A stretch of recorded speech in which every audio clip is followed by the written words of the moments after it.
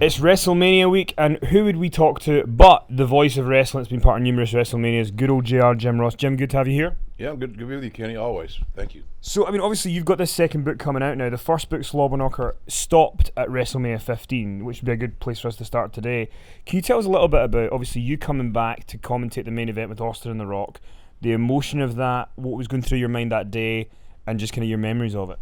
Well, I thought at the time that probably my last show because the facial paralysis was not improving. And, the world of WWE is a very, television in general, is a very looks type business. And the fact that, this paralysis, I can't smile, is a little bit disconcerting to some. So I thought, well, this is probably my last hurrah, but luckily it wasn't.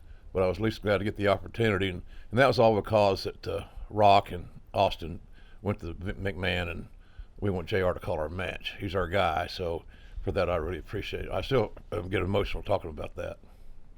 The reaction in Philadelphia that night was just unreal. People, it felt like it was a WrestleMania main event once you were there to call it. Well, that audience is tough too to crack, but they disrespected my work, I guess, after all those years, and they knew that I respected them. I'm still a fan, always will be a fan, until they put that, as Heenan would say, the last dirt nap.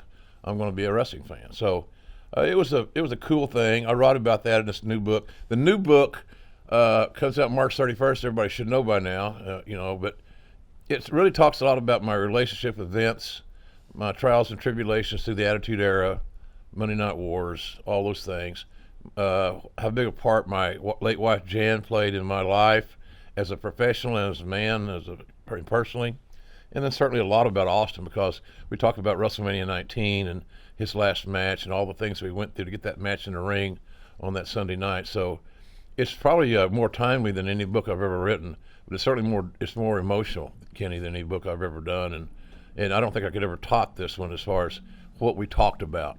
When you lose your life partner, in my case, my wife, I don't expect to ever have that experience again. I hope to God I don't. So it was a tough one, and even tougher to do the audio book. Yeah, I bet.